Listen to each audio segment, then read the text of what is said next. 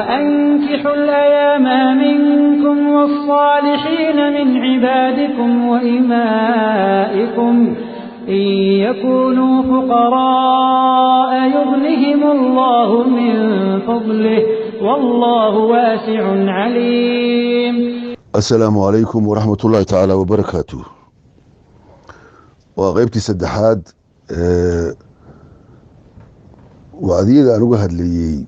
قورك dhiirigelintiisa muhiimadiisa iyo fududeyntiisa. bismillahi raxmaani raxiim alxamdulilahi rabbi alcaalamiin wasala allahu wasalama calaa sayidina alxabiibi muxamed wacalaa aalihi wasaxaabatihi ajmaciin. rabbi ishrax lii sadrii wayasir lii amrii waxlul cugdatan min lisaanii yafqahu qawlii. أما بعد فقد قال الله تعالى أعوذ بالله من الشيطان الرجيم وأنكحوا الأيام منكم والصالحين من عبادكم وإمائكم إن يكونوا فقراء يغنيهم الله من فضله والله واسع عليم. وقال سيدنا رسول الله صلى الله عليه وسلم إذا أتاكم من تردون دينه وخلقه فزوجوه إلا تفعلوا تكن فتنة في الأرض وفساد كبير أو كما قال الحبيب عليه الصلاة والسلام. حديث كان يكون قد تشري وحن دور جيركو العلي إن قوركو آدو هبون يهي أو إلهي وطلق لإنه معصدة وكو الباب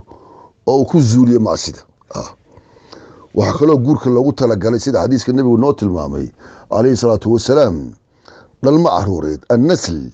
nasliga bani aadamka nasliga ummaddu inuu sii jiro weligii nasabku uusan lumin dadka ansaabtoodu ilaa nasabku waa ina hebel haddii ninka wacalkaa markaa oo zinadu ay badinayso malaha ina hebel malaha hooyadu waa lagu abtirinayaa in ninkana dusha laga saaro way dhacdaa. ninka hawshaa sameeyey haddii lagu asturo oo aniga oran jiray wax badan baa khaldamaya oo axkaamtii iyo dhaqamadii iyo guriga wixii ka jiray niman aabbe u ahayn yaa ninka aabba looga dhigaya marka wax badan baa khaldamaya. islaan aan hooyo u ahayn ayeeye u ahayn eedda u ahayn gabar ninkaas naa kale ka dhalay waxaasoo dhan buu taataabanaya korkooda weysada uu ka jabinayo oo uu leeyahay hooyo iyo ayeeyo iyo eedo iyo abbaayo odhanaya. marka in nasligaasu ku badbaado oo nasabka ku badbaadaan leeyahay nasliguna uu ku batohaa. sayid cumar waa isaga oran jiray radia allahu tacaala canhu lowla naslu maa jaamactu nisaa buu oran jiray maba guursadeenba haweenka haddii nasli uusan jirin. حيث كراتي لقوري حديث كيسا عليه الصلاة والسلام تزوجوا تكاثروا فإني أباهي بكم الأمم يوم القيامة وحديث معنيسي ورقور سيدة أمدي دي بطا أنو تردين الآخرة كفانا يهي مركا وسنة آدي أقيب بدن قوركو وحيابها عن شيئين ودوين يا ومهم بؤيهي ساس أوجد يا شريعة أولي رجلينيسا in qofku markaa hadduu guurka geli karo uu galo oo uu guursado. aabbayaasha waata aayaddu la hadashay haddana xadiis kale uu la hadlayey idaa ataakum man tardowna diinahu wa khuluqahu fazawijuuhu. halkaasuu ii mareeyey qeybtii labaad iigu dambeysay. nimankii saalixiinta ahaa xadiiskaas iyo aayadahaba siday yihiin bay u dabaqi jireen. waxaa mar kaloo kale tusaale loo soo qaataa ninkii la oran jiray saciid ibn musayab taabiciga ahaa khatarta ahaa ninkaasoo gabadhi sayidna abu hurayra qabay radia allahu canhu. saciid gabadh aada iyo aada u qurux badan oo diin badan oo xifdi badan oo qur-aanka iyo xadiiskaba u xafiziyey cilmi badan uu ku shugay yuu gabadhaasu dhalay oo u joogtay. wuxuu ku jiraa raggii la oran jiray takbiirat lixraam 40 sanadood ma ayan dhaafin oo safka hore ku jiri jiray. waxaa la yidhaahdaa weligii nin qadaadkii asagoo salaada ku jira ma uusan eegin baa la yidhahdaa. nin jeegadiis waxaa loola jeedaa hadda safba kama horeeyo. haddaad safka labaad aad ku jirtid yaa ninka kaa horeeya jeegadiisa arki lahayd ama qadaadkiisa hadba kaa u taqaanid. isagu weligii safka hore ku tukan jirayo 40 sannadood ninkaan caadiga ahayn buu ahaa. saas ay tahay ilaa markuu uu gaboobo geeridiisa hataa ay dhowdahay wuxuu oran jiray wax aan ka baqayo adduunyada diinteeda uga baqayo oo ka daran haweenka ma jiro. saasuu oran jiray. isagaas yaa gabadhaas u joogtay. gabadhiisii waliid bin cabdulmalik oo markaa waliyul ahdi ah, kursi sugi ahaa, jaga suga ahaa, aabihii cabdulmalik bin marwaan inuu ka dhaxla jagada ay u sugaya yaa aabihiis cabdulmalik uu u dalbay in saciid gabadhiisa uu waliid u guuriyo. saasuu ka dalbay. markaa saciid wuu diiday. may u guurin maayo gabadheeda. rag annaga naga mid ah hadda naftaa farxad uga dhici lahayd marka madaxweynuhu ama wiilkiisa uu soo doono ama nin dabadaba ka yimid, maraykan ka yimid ama yurub ka yimid uu soo doonto, aad baa lagu farxaa. maxaa yeelay diinteenni baa tabcaana. annaga diinteenni baa tabcaana. diintu waa ayadii, laakiin diinku dhaqankeennii baa aad u liitaa ula jeedaa. aakhira eegideenni baan jirinba. dadku aakhiraba eegi maayaan. halkan adduunyada labada shillo soo gelaysa unbaa la eegaya iyo wixii la mid a dhadhalaalka adduunya unbaa la eegaya. wuu u diiday gabadhiisii. saas ay tahay nin xarowgiisa oo waxba aan haysanin buu gabadha u guuriyey. xarowgiisa abubadaaca la oran jiray. isagaa ka sheekeynaya abubadaaca qaabkii guurkiisa. waxaan ahaa buu ragga xalqada saciid bin musayab isku celiiriya oo aan ka go-in marnaba aan ka maqnaanin raggaasaan ku jiray buu yiri. dabeed maalmaan ka maqnaa maxaa yeelay zawjadeydii baa dhimatay buu yiri. maalmihii sheekhu waa itabay. war ninka abubadaacaha ayaa arkay buu yiri. war lagama hayaa la yiri. dabeed markaan hawshii iisoo dhammaata aaskii aan ka soo baxay taazidii baan casharka soo aaday. bal waran abubadaac oo waran buu yiri. arrinkaas ay qabsaday buu yiri. hadda maad noo sheegtid waan ku caawin lahayn, waan kuu gurman lahayn. saasuu yiri. waan iska aamusay buu yiriyo ma ku fakartay inaad haweentii hadday kaa dhimatay mid kale aad guursatid buu yiri. marka waxaan idhi buu yiri yaa anigoo kaleeto ii guurinaya nimaan waxba haysanin. jeebkayga maanta 2 dirham ama 3 buu sheegay baa la yidhahdaa unbaa ku jiru. wax kale ma haystaan. anaa kuu guurinaya inantayduu yiri sheekhi. markaa waan yaabay, aad baan u yaabay. sheekh ma adiga gabadhaada ii guurinaya, gabadha aad waliid bin cabdulmalik u diiday maad ii guurinaysaa aniga? nacam buu yiri, waan kuu guurinayaa. maxaa yeele naxnu idaa ataanaa man nardaa diinahu wa khuluqahu fanusawijuhu buu yiri. hadduu noo yimaado nin diinkiisa iyo dhaqankiisa diineed iyo diinkiisa islaamka aan ka raali nahay oo nin saxan uu yahay waan u guurinaynaa buu yiri. waan u guurinaynaa. wa anta minman nardaa diinahu wa khuluqahu baa ku jirtaa buu yiri. ragga diinkiisa iyo dhaqankiisaba aan ka raaliga nahay baad adigu ku jirtaa buu yiri. waan kuu guurinayaa buu yiri. hawshii maba dheeranba sheekhu masjidka baa lagu jiraa. ilaa marka xalqada kitaabka uu dhammaaday dadku ay dareereen buu abubadaac dib u har buu yiri. markuu u haray buu saa u waraystayo hawshaa ula dhameeyey.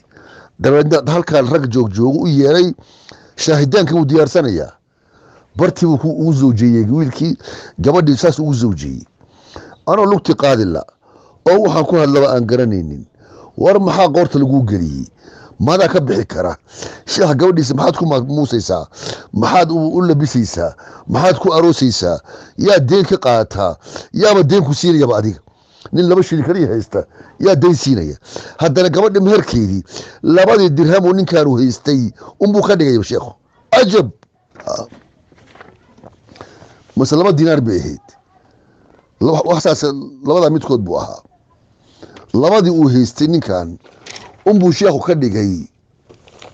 meherkii gabadhiis. ila markaas ka bixi karaay. maxaa yeele meherka waxaa loo baahan yahay wax qofka markii la weydiisto oo gabadha uu ku mehersaday ee tiraada meherkaygiisii inuu jeeb ka soo bixin karaa la rabaa. inuu jeebkiisa ka soo saari kara markaaba. dirhameynkii unbuu jeebkiisa ku hayo uu ka soo saari karay sheekhuna ma dhibino 5 ka dhig ama 10 ka dhig ama 20 ka dhig midna ma uusan oran ma kalifinba wuxuu jeebkiisa ka soo saari karo buu nacam yiri sheekh zamanka maanta hataa gabdhihii meerkooda erkaasaa la geeyey qaar baad arkaysaa $10,000 intaasoo garaamo dahab ah wax saas ah gabdhihii waxay ula jeedaan baa yaa lagu furin waa lagu furaya maxaa dhacay haddaad ninka la keeni weysid ilaa ninka meher ma dabro ninbaa wuxuu oran jiray bal ha iga qaado war u qora waxay rabta u qora gabadha u qora intaasoo $1,000 isaga qor ha iga qaada anigii hadhow haddii isku xumaadaan wuxuu rabaa inuu seeseejiye gabadhi oo uu silciyo gabadhi oo uu dilo oo uusan habeenkii u imaan ilaa iyadu ay dhacdo naftu u timaado marka ay tiraa warshilinkaama rabee meherka waa iga saamaxay isii daa saasuu niyeysan yahay hadda ninkaas oo kale dembi weyn baa u yaalla ha ku talagalo ciqaabkiisa iyo abaalmarintiisa ninna waa nin doqonoo wuxuba waxay yihiinba garan maayaba iska qoran buu iska leeyahay labadaa nin unbaa ogolaada meherka faraha badan ama ninka caqligo kayiska ah wuu garanaya waxaan dayn asaga lagu leeyahay lagu yeelanayo inuu yahayo ma yeelayo inuu arrinkaa ogolaado yeeli maayo oo wuxuu leeyahay waxaan kuma bixi karo naa waxaan ka bixi kara sheego anigu wax kaleeta ma haye marka intii unbuu sheekhu kula meheriyey gabadhiisa dirhameenkii 2 dirham yuu kula meheriyey ma shidaynin wiilka waa iska tagay isagoo murugsan maalinkaana waan soomanaa soomkeyga waan hilmaamay ilaa maqribka la gaaray maqribka markaa anigoo afuraya afurkiisuna muxuu ahaa aftirkiisu wuxuu ahaa muufo iyo wuxuu ahaa saliid buu yiri saliid iyo roodi unbuu isku cunayey markaa 2 luqmood ama 3 aan qaatay buu yiri baabka lagu soo garaacay man bilbaab baan saciid buu yiri in ana waa aniga iyo furaytay wax noocaas lama baahna marka baabka aad garaacday oo kuma lagu yiraahdo sheeg magacaaga sheeg markaaba saciid wixii magaalada joogay yaan maskaxdeeda ka baaray buu ninkuu noqon doono ilaa saciid bin musayyib mooy hadaan baabka furayna waaba soo degay bin musayyib laftiisii waa waxa saan ugu fakiray inuu baabkii taagan yahay dhowr qodob waxa kamid ah ninka laguma arko gurigiisa iyo masaajidka mooye meerka laguma arko guriga kala ma tagtago halka markaan ka furay sheekh maadi yeerto ku iman lahaa buu yiri maya aniga markaan dan leh oo inaan ku imaadana waajib ay tahay buu yiri maxaa yeelay maantay gabar baad iga guursatay wiilkayga baad noqotay xididkay waa ila xididay arabtu ninka la xiday waxay dhahaan raxiimi bay dhahaano saddex xufrati godkaygu markaa daboolay oo macnaha ceebteedii buu asturay oo gabadheedu iga guursaday saas iyo oran jiray arabtu oran jiray qola xataa aniga oran jirtay waa kaa ninkii gabadha naga hayay iyagoo markaa aniga nin fiican iga dhigaya hadda aad baan u farxi jiray allahu mustacaan gabar baan ka qabay saa markuu yiri iyo wuxuu yiri maanta saakii gabar baa iga guursatay inaad iska bulataana waan ku ogo khaadim aadan lahayn waxaan karhay in adiga xaaskaagii aad kala meel joogtaan oo anigu aan kaa haysto waa tan aqbal buu yiri aqbal wataas iga aqbal bes markiiba wiilkii guduhu geliyey gabadha way ku figaadhay buu yiri xishood awgii bay la ku figaadhay maradii ay weytay ku figaadhay buu yiri sheekhu wuu iska tegey hadda gabadha qiimiga aadka u badan leh oo boqorka loo diiday gabadh laguma soo gelgelbin kharash fara badan laguma baabi'in meher fara badan laguma meherin gabar ka sarraysaana ma jiro ugu hadde dhaqanka diiniga ah waa ka ay ka tarjumeen culammada waaweyneyd ay ka tarjumeen ay ku dhaqmeen culammada maanta jirta hadday sidaa yeelaana waxaan rabaa in caamadu yeeli lahayd laakiin iyagi baaba yeelinba sida badan yeeli maayaan rag wa wanaagsan way jireen oo markaa koonfurta sheekh weyn baa lay sheegay waa gabadhiisa xerow nin xerow intuu u meeriyey xerowga markaa 2 shilin waayey oo wuxuu gabadha ku dhista waayey dabeedna sheekhii lacag ziyaaraha 1,000 iyo 2,000 maaqa waxay ahayd $1 inta loo keeno inantii inuu u yeeray mase 500 bay ahayd markii waa lay sheegay cadadkii kaale gabartii intuu yiri lacagtan qaado alaab ku soo gaduu yiri markaas guriga camiratay war soo xiro ninkii wixii war soo xiro ilaahay waa arinta Allah waa fududeeyay rag saasana waa jiraan oo caqligaas iyo diintooda adeegsanaya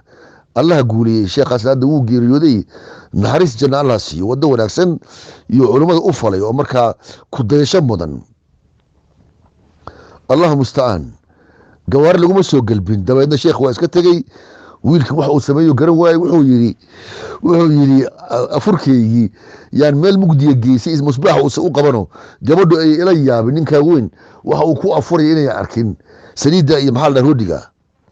saddex koray guriga dushiisii baan koray buu yiri markaas jaarku u yeerayo wari soo gaara ibn musayyib baa gabadhiisa maanta igu meeriyay aawar ii soo galbiyay war kaalayo gabadha ii weheliyay intaan hooyadii oo meel fog degan uga yeeray sidaas uu yiri halkii islaam baa waxay tiraa la yiri ma waalantahay war maxaad ku hadlaysaa ma gabadha boqorka loo diiday ba adiga lagu meherinayaa ninka shilinka aan haysanin war kaalay arka maana been ugu barateen iyaga uu weheliyo hooyadii markay timid bay tiri wajiga inay is arkaan labadeena waji inay iska soo arbaxaan waa xaaraan haddaad gabadhaas aad isku taabatid oo waxaad ku samaysid intaas aan hagaajinayo oo sida gabdhaha gobta ah loo galbiyo aan kugu soo galbinayo laakiin ma tashaawi hooy waxaa doonta samay saddex ishay kala maqnayd ay soo qurxisay soo hagaajisay weelal iyo gogol iyo alaab u keentay markaas u soo galbisay maalmo ayaan guriga aan ka bixin buu yiri sheekhay ma soo booqanin wax ehelkeeda albaabkiisa ma soo istaagin halka nimanka qaarkood ay guriga gabadhooda jaad ku cunayaan oo zaxmada iyo xiriirka aad yaabaysid oo arooska uu ka neefsan laayahay todobada markii la galay waxa lagu tala galay in gabadhii wiilku isfahmaan inay isdabeecad bartaan inay sheekaystaan waxaasaan nabcahay waxaasaan jeclahay gabadhiha igu roon ayara ay tiraahdaa nacam isbarashadaas yaa gabadha bikada todoba loola galaa wax kale maaha tan armalkaana dhaqan bay soo martay saddexda cisho saasaa loo siiyay iyadoo in yar buu u sheegaya keliyo waxyaabaha uu kahanaya u tataabanaya marka maxay isbartaanba wiilkii gabadhiba haddii maalinta oo dhan saa loogu taagan yahay war xishooda niman yaho oo aroosyada faraha ka qaado haddaad u hambalyeynaysiin teleefanada ugu hambalyeeyo guryaha ku cadhiiryihiin jaad baa lala imaanaya jaad loo soo qaad baa la leeyahay waa lagu buuqaya habar kastaa imaanaysa wiil kastaa imaanaya cidhiiri gurigii meel laga marmalaha taa lama baahna dhaqanka noocaasa waa in soomaalidu ay bedeshaa oo markaa leerta la siiyaa maxaa la yihahdaa arooska ha isfahmaan ha sheekaystaan allahu mustacaan hadda habeenkiina hawl baa la gelayaa maalinta la sheekaysan lahaana ummaddan yaa cidhiiriyiisa gore markaa wada hadlayaan iyagoo isbaranin yaa nolosha soconaysaa markaasaa laisku buuqayaa la isdagaalayaa waa in toddobada inta lagu jiro maalmahaas nin kasta qof kasta dabeecadiisa uu ka sheekeeya waxaana ma jecla waxaana waa jecla aan is ilaalino allahu mustacaan imay imaan laa sheekhi walaa ehelkiisa midna anigaa mar dambe xalaqadii tegey kitaabka tegey buu yiri markii la kala tegey way u wareystay kayfa wajadta ahlaka buu yiri reerkaaga ka waran aad bay u sarraysaa dhaqankeedu waa mid buu yiri gacalku ku farxo cadowguna ka naxuu yiri marka waan ka soo tegey dabeed wuxuu nin buu iga soo dabadiro lacag badan igu soo dhiibuu yiri istain bihada goobtii buu ku siiyeyna meel baan ku arkay kiis surra min almaal bac lacag ku jirto yuu hal ku siiyey oo yiri istain bihada arrinkaa kaasho xoogaa lacagta kaalmaysuu yiri inaad waxba hayso sabool tahay waan ku ogahay meelo kale waxay dhahaan kitaabada qaar idaa raabaka shayun falcasa buu yiri hoostuu kula hadla wiilkiiyo weliba kayfa wajadta zawjataka buu yiri inantaada gabadhaydii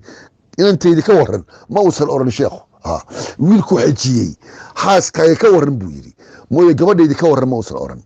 yacni way ka wareegtayo isagay ku wareegtayo isagaa maanta ka xiga macnuhu waa sidaa haddana kayfa markaas wuxuu yiri idaa raabaka shayun markuu ammaanay wiilku oo gabar khatara uu yiri dhaqankeeda iyo diinkeeda iyo cilmigeeda wax la gaaraya maaha quruxdeedu waa heer sare idaa raabaka shayun falcasa buu yiri haddii markaa wax ku shak geliyo oo markaa aad qallo ka dareentid karbaash gabadhu yiri hadda karbaash macnuhu in la ulayo dharbaaxa wejiga laba barariyo halkaa maaha in waryaa un la yidhahda loo baahan yahay rabbuna allahda ku filan gabdhaha lagama badiyo marka sheekhi waa la weydiiyey mar baa la weydiiyaan lahay maxaa gabadhaada ninkaa saboolka u guurisay adoo markaa ninkaa boqorada adduunyadu reer ruum argagixiyey cabdimalik bin marwaan wiilkiisa adigoo u diiday sidee wiilkaaga ninkaa saboolka xilowga maxaad u siisay maxay diintiisa gabadha inay diin ku dhaqantaan rabaa diinteedu caawinaya haddiise gurigaa boqorka ay gasho oo markaas sadanadii aragto awoodii aragto waxaa dhici karta markaa inay halkaa ku doorsoonto oo sida markaa salaadiinta iyo madaxdu dadka u dulmiyaan ilaa waxooda waa kaa xoog badni lama hadli kartid waxaa la oran jiray ninka boqorka ah madaxweynaha wuxuu ahaadaba wuu caroodaa sida caruurta wuu caroodaa yani caruurta haddaad nacnac u diido way kugu caroonayaan iyaguna wax yar oo aan macno lahayn bay kugu caroonayaano waa maanu saa ilaha anoo boqorkii muusaa ila hadlaya wuxuusan ahayn buu ismoodaya erkaas isla maraya isla markaa markuu wax ciqaabayo wax qabanayana sida libaaxi wax u qabanayayo wuxuu qabto markaa wuu laqayaa gebigiisaba oo markaa halis ciqaab daran yuu ku ridaya markaa qofkii marka halkaa hadday gasho inay dhaqamadoodii ay yeelato oo iyaduna carada ay qasto taasaan marka uga baqay gabadhayda saas awgeed nin markaa diinteeda ku caawiyaya oo saan kusoo tarbiyeeyey agtiisa ugu gaboobayso ninkaasaan siiyey sidaasuu leeyahay saciid ibnu musayib marka tusaale wanaagsan ba halkaa aabbayaasha iyo hooyooyinkiiba ugu jira inay wadada ay mariyaan dhalinyarada qaar oon mas-uulka ahayn oo hamigooduba uu kubadda uu yahay iyo filimada uu yahay iyo maxaa la yidhahdaa madaxa sida foosha xun isaga xiiraya oo hadba moodada soo baxda oo gaalada soo alifto oo kale wiilasha saas samaynaya allaha hanuuniyey kuwaas waxay u baahan yihiin wacdi fara badan mas-uul looma dhiibi karo gabar laguma aamini karo maxaa yeele ma aha macnuhu ma aha biil iyo cunno siin maayan macnuhu ma aha rag u noqon maayan macnuhu ma aha waxa aan ka hadlayo waa xagga tarbiyada iyo diinku dhiqidda halkaasaan ka hadlaya ninkii sidiisaba weelka maxaa la oran jiray waxa gudihiisa ku jiro dhiidaa waa iyada la oran jiray haddii ninkan hadduu filmadii uu ku ilbaxay oo halkaa cilmiga uu ka qaatay oo kubad uun uu jecel yahay iyo madaxiisaa uu xiiranay sida shayaadiintii gaalada uu u xiiranaya sidoodii oo kaleeto oo surweelkaa markaa foosha xunoo dabada ka qaawan uu xidhanayo uusanba waxaa ka xishoonaynin hadda ninka noocaasa gabadhina wadadaasuu marinaya ubadkeediina wadadaasuu marinaya ogow hadde waxaas isaga la qurxoon unbuu ku shubayaa iyagina xataa hadday gabar wanaagsan tahay halkaasuu marinaya qaawanaantii iyo waxaasuu baraya marka iyagana alla hanuuniyo laakiin nimanka anigu waxaan ku talinayaa in loo kaadiyo gabdhaha weli aan la siino ila nebiga oranaya calayhi salaatu wasalaam warka aan sheegay idaa ataakum man tardawna diinahu wa khuluqahu khuluqiisa dhaqankiisa uu qur'aanka iyo diinka uu yahay ninka noocaasa fazawijuuhu bay ahayd mooye nin dhaqan gaalo wata fazawijuuhu maaha meeshaan dhalma caruureed baa laga rabaa fa inii ubaahi bikum alumama yowma alqiyaama yaxyii ku leeyahay calayhi salaatu wasalaam tiradiina ku faanaya mu'miniinta farabadnidooda baan aakhira ku faanaya maadaama aan ku faanayo waa inaad jiil diineed aada soo saartaa diinteena islaamka matali karo anigu muslim baan ahay nin oran kara laakiin nin isagaba gaalada isku ekeysiiyey halkan hadda aan joogo hadda wiilasha xabashida iyo kuwii soomaalida sida badan lama kala garanayo sidooda madaxa yeeleen dharkii gashadeen qaarkood raamay samaysteen sida gaaladii bay madaxooda raama ka dhigayeen madaxay sida timasaa u taagtaagan waxbay maryaan baa lagu yiri saabuun iyo maaqaan waxay maryaan baa lagu yiri gobolada xataa soomaalida oo xaggaasna waan ku arkayey meela aan tegtegey marka dadkii xataa mujtamaci la yaab loo ma oranayaan war waxaan waa fool xun yihiin ninkii saa is yeelay haddii la oran lahaa waxaan waa fool xun yihiin kanuu oran lahaa kaasuu oran lahaa hooyo aabba oran lahaayeen inuu la xishoon lahaa yaa macquul ah laakiin intaan saa u eegna keliya yaan iska soconaynaa marka guurka nebigu jidaynaya calayhi salaatu wasalaam waa kaas idaa ataakum man tardawna diinahu wa khuluqahu fazawijuuhu ninkaa u guuriye raalli ka tihin diinkiisi marka wiilasheenaas allaha hanuuniyo qaar anigu aan dhalaa jiro aan ka daalay waan ka fogahay madaxa mindi baan ka gelin lahaa waa ka xiiri lahaa laakiin waan ka fogay aad bay ii dhibeen hadalku geli maayaba ma gelayo mawjada markaa ag joogta iyo asxaabtoodii iyo tviyadii kaasaa la tegaya daadkaasaa qaadaya marka u guuriya kuwa ilaa tafcaluu haddaydan sidaas samayn takun fitnatun baa ahaanaya fil ardi dhulka gudihiisii wa fasaadun cariid haddaydan ninka noocaasaan tilmaamuu nebigu leeyahay calayhi salaatu wasalaam diinkiisa dhaqankiisa laga raaliga yahay haddaydan u guurin oo gabadha guurka aad ka xanibtaan ama meel daran aad geysaan nimaan kufu ahayn macnaha aan dhaqankiisu wanaagsanayn oo diinta aan ku hagaynin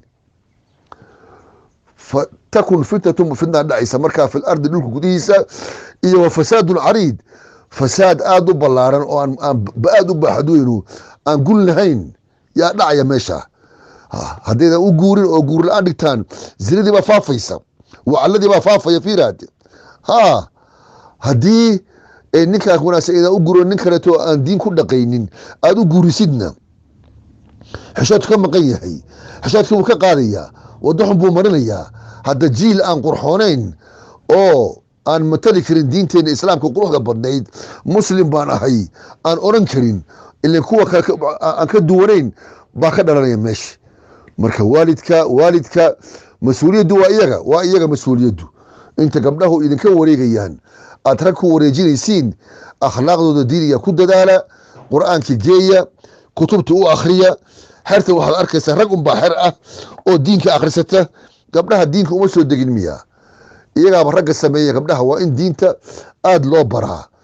markaasi laftooda ay hagaajinayaan gurigii xataa zawjkeedii inay iyadu hagaajiso habeenka salaatuleelka ay u kiciso taasaa dhacaysa markaa ay aakhirada xusuusiso sida gabdhihii saxaabada ay oran jireen radia allahu tacaala canhum ajmaciine waxay oran jireen marka ninku guri ka baxayo hanoo keenin lacag xaaraana hanoo keenin ilaahay ka baq ilaahay xaggeena uga baq